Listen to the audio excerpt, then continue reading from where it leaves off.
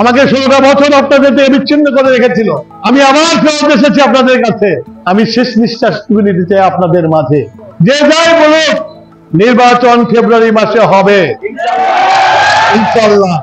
ভোটের লড়াই হবে, ভোটের যুদ্ধ হবে, মার্কা কোনটা থাকবে সবার মুখে একই আওয়াজ।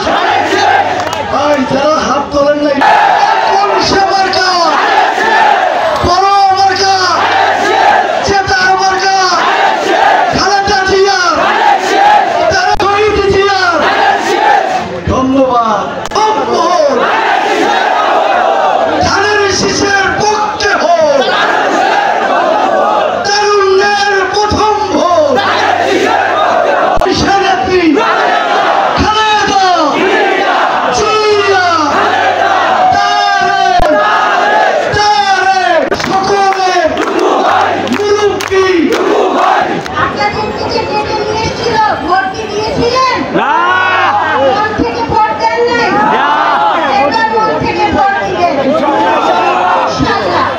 যিনি আজকের আসনকে অলঙ্কৃত করেছেন, যিনি ধানের শেষের ভোটকে ডাকাতি করে নিয়েছিল, সেই ডাকাতদের ভুক্ত করার জন্য যিনি সর্বোচ্চ পরিশ্রম করেছেন, যিনি বিভিন্ন জায়গায় নিজের উপস্থিত থেকে বহুলীকে সিরাজগঞ্জ থানার সঙ্গে অন্তর্গত করার জন্য সংগ্রাম করেছেন, কলম চালিয়েছেন, যুদ্ধ করেছেন, প্রধান উপদেষ্টার কাছে গিয়েছেন।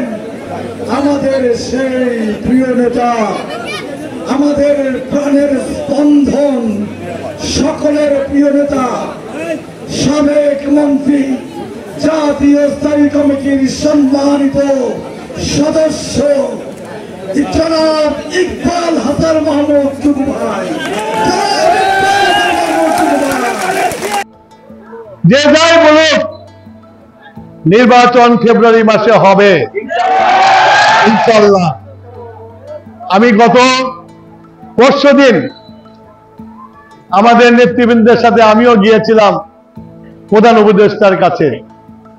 প্রধান উপদেষ্টা পরিষ্কার ভাবে বলেছে, নির্বাচন আমাকে করতে হবে, ক্ষমতা হস্তান্তর আমাকে করতে হবে, সেই জন্য আপনাদের সহযোগিতা চাই, নির্বাচন যেন ফেব্রুয়ারি মাসে হয়।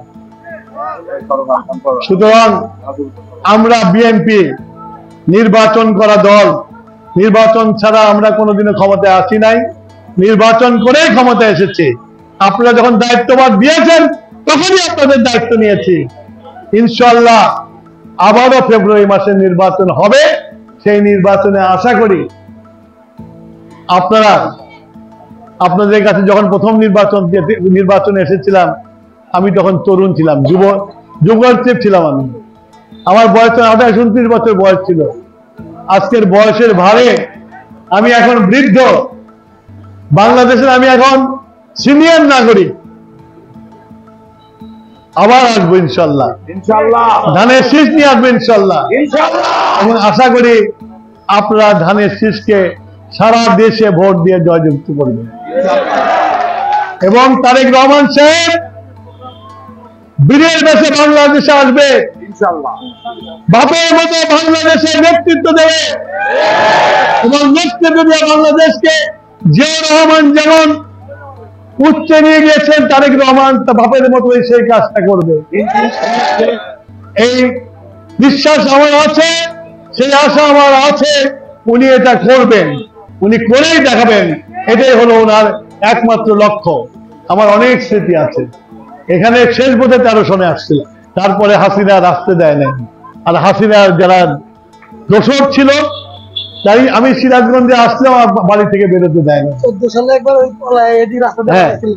আমাকে 2 বার জেলে পড়েছে।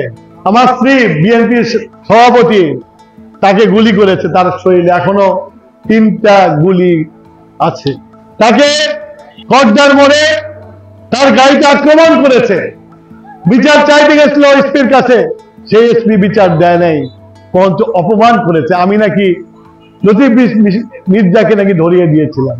এসপি বাড়ি নোয়াখালী, খবর রাখে টুকু নাকি লতিফ মির্জাকে ধরাইয়া দিছে। সিরাজগঞ্জের কোনো মানুষ এটা জানে না। আমার স্ত্রীকে অপমান করেছে, প্রশাসন পর্যন্ত আওয়ামী লীগ বানিয়ে ফেলছিল। আমি বাড়িতে আসলে আমাকে বাড়ি ঘেরাও করে রাখতো পুলিশ, র্যাব, আর ওই যে কি পিআর না বিডিআর আছে, সব ঘেরাও করে রাখতো। এই পরিস্থিতিতে আমরা 16 বছর পার করছি, আপনাদেরও শান্তি ছিল না। আপনাদের করের পর করের বোঝা, ট্যাক্সের পর ট্যাক্সের বোঝা, জিনিসপাতির মূল্য বাড়িয়ে কৃষক শ্রমিক ভাইদেরকে সবাই দিশাহারা করে দিয়েছিল।